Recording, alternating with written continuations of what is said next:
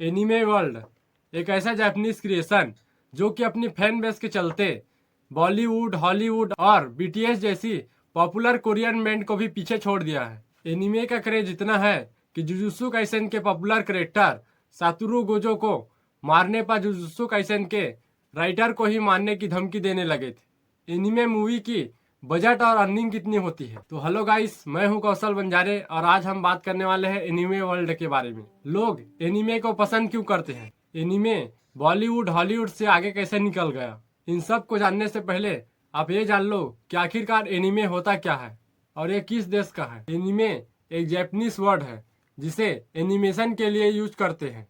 Anime को cartoon की तरह एनिमेशन द्वारा कैरेक्टर्स को बनाया जाता है, लेकिन कार्टून और एनिमेशन में बहुत फर्क होता है। एनिमे के कैरेक्टर्स को काफी यूनिक, स्टाइलिश और स्टोरी से रिलेटेड बनाते हैं, जिसमें एनिमेशन में एक इंसान के हर एक जगह जैसे आँख, कान, नाक, बाल, कपड़े, हर एक चीज को परफेक्टली डेवलप किया जाता है। एनिमे का इतना पॉपुलर होने का कारण इनकी स्टोरी और कैरेक्टर डेवलपिंग भी होता है। एनिमे के कैरेक्टर्स और उनकी स्टोरी और बैक स्टोरी को इस तरह से दिखाया जाता है कि उसको देखने वाला इंसान स्टोरी के किसी न किसी कैरेक्टर से रिलेट कर पाता है।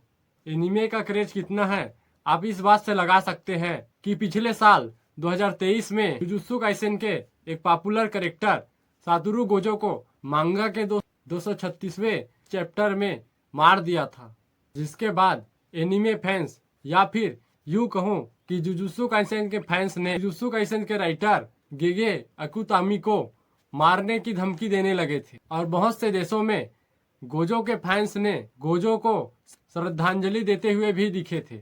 मांगा क्या है? वैसे तो एनिमे लवर्स को मांगा के बारे में पता होगा। अगर आपको मांगा के बारे में नहीं पता तो आपको शॉर्ट में बता देता हूँ। मांगा का मतलब होता है जापानीज कॉमिक बुक। जैसे कि मार्वल कॉमिक बुक होता है, वैसे ही जापान में कॉमिक बुक को मांगा कहा जाता है। ऐसा भी नहीं है कि हमारे इंडिया में कोई कॉमिक बुक नहीं है।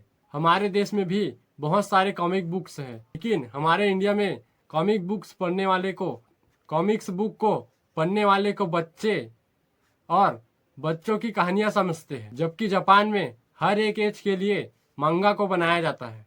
जापान में हर एक एज के लोग मांगा रीड करते हैं और इसे हर एक एज के लिए बनाया जाता है। बहुत सारे एनिमे स्टोरी मांगा बेस्ड होते हैं। For example Naruto, One Piece, Demon Slayer, Jujutsu Kaisen, Death Note जैसे और बहुत सारे एनिमे सीरीज मांगा बेस्ड ही होते हैं। इसमें कोई शक नहीं है कि एनिमे हॉलीवुड को भी पीछे छोड़ दिया है, क्योंकि हॉलीवुड में अब पहले की तरह क्वालिटी कंटेंट बनना बहुत कम हो गया है, जिसके कारण बॉलीवुड, हॉलीवुड फैंस अब तेजी से एनिमे फैंस बनते जा रहे हैं। बॉलीवुड या फिर हॉलीवुड मूवीज के कुछ सीन को देखकर आप स्टोरी प्रेडिक्ट कर सकते हैं। वहीं आप किसी एनिमे सीरीज के एक दो एपिसोड को देखकर आप स्टोरी प्रिडिक्ट नहीं कर सकते, क्योंकि एनिमे के हर एक एपिसोड में एक्शन, थ्रिल, ट्विस्ट और सस्पेंस देखने को मिलता है। इसीलिए लोग वन पीस, नारुतो जैसे 700 से 1000 एपिसोड वाले लंबे लंबे एनिमे सीरीज को भी बड़ी आसानी से और एक्साइटमेंट के साथ देख पाते हैं। बॉलीवुड, हॉलीवुड की मूवीज या फिर वेब सीरीज में जहां एक ही कैटेगरी होता है, जैसे action, love story, adventure, thrill, adventure जैसी कैटेगरी है, तो उसमें केवल वही दिखाया जाता है। वही एनिमे सीरीज की बात करें तो इसमें एक सीरीज में बहुत सारे कैटेगरीज को दिखाया जाता है, जैसे कि एक्शन, लव, रोमांस और एडवेंचर, साइंस जैसी बहुत सारी कैटेगरीज को एक ही एनिमे सीरीज में दिखाया जाता है और बहुत सारी चीजों को एक ही एनिमे सीरीज में आपको देखने को मिल जाता है। ऐसा भी नहीं है कि एनिमे सीरीज में आपको कोई कैटेगरी देखने को नहीं मिलता। एनिमे में भी एक कैटेगरी होती है, जैसे कि sport, adventure, action, love, romance और फैमिली कंटेंट जैसी हर एक कैटेगरीज की जापानीज लोगों ने हर एक एज और हर एक कैटेगरी के लिए एनिमेशन सीरीज बनाया है। जापानी लोग यूं ही नहीं, ऐसे ही सब देशों से आगे। इन सब में जो सबसे ज्यादा रोल निभाता है वो है टाइमलाइन। एनिमे का हर एक सीरीज का एनिमे का एपिसोड, हर एक एपिसोड 20 से 23 मिनट का होता है, जिसके 20 मिनट के अंदर एक्शन, स्टोरी और सस्पेंस क्रिएट किया जाता है, जिसके कारण व्यूअर्स अगले एपिसोड को देखने के लिए काफी एक्साइटेड रहते हैं। कम टाइम होने के कारण आप एनिमे को एक शॉर्ट ब्रेक के रूप में भी देख सकते हैं। जैसे कि एनिमे को ज्यादातर लोग बैचलर और स्टूडेंट लोग ही देखते हैं। जैसे कि एक स्टूडेंट 2-3 घंटे पढ़ाई करने के बाद एनिमे को एक शॉर्ट ब्रेक के रूप में देख सकते हैं, जिसको देखने के बाद उसका दिमाग फिर से फ्रेश हो जाएगा। आप में से बहुत सारे लोगों के मन में ये सवाल जरूर होगा कि आखिरकार एनिमे मूवीज का बजट और अर्निंग कितना होता होगा। ये तो सच है कि हॉलीवुड मूवीज की तुलना में एनिमे मूवीज काफी सस्ती, एनिमे मूवीज काफी कम बजट में बन जाती है। हाईएस्ट मूवी बजट की बात करें तो हॉलीवुड की सबसे हाईएस्ट बजट वाला movie star war the force है, जिसका बजट 447 मिलियन US$ है। वही एनिमे की सबसे हाईएस्ट मूवी बजट की बात करें तो एनिमे की सबसे हाईएस्ट बजट वाली movie the tale of princess Kaguya है, जिसका मूवी बजट 53 मिलियन US$ है। वही अर्निंग की बात करें तो एनिमे की सबसे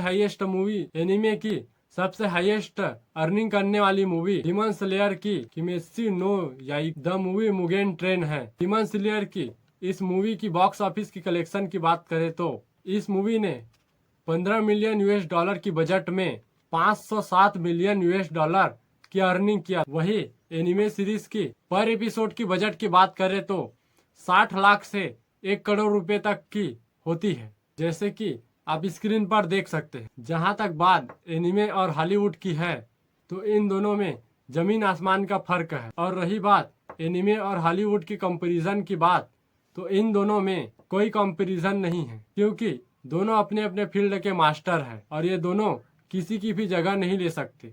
मेरे ख्याल से ये कहना गलत होगा कि ये सही है और ये गलत, या फिर ये सही है ये गलत। ये तो उस इंसान के ऊपर डिपेंड करता है कि उसे किस टाइप का मूवी पसंद है। कुछ लोगों को साउथ की मूवी पसंद होती है तो कुछ लोगों को बॉलीवुड, हॉलीवुड की मूवी पसंद होती है।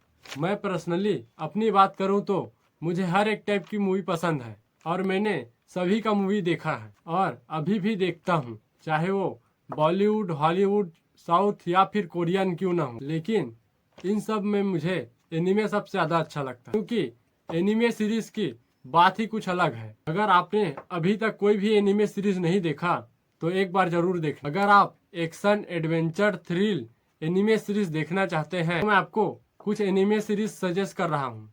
फर्स्ट, नारुतो और Naruto Shippuden. Second, One Piece. Third, Jujutsu Kaisen. 4, Demon Slayer. और 5, डेथ नोट। अगर आपने अभी तक एनिमे सीरीज नहीं देखा तो एक बार इस एनिमे सीरीज को जरूर देखें। ऐसे ही नॉलेजेबल वीडियो और इंटरेस्टिंग टॉपिक के बारे में वीडियो देखने के लिए चैनल को लाइक, कमेंट, शेयर और सब्सक्राइब जरूर करें।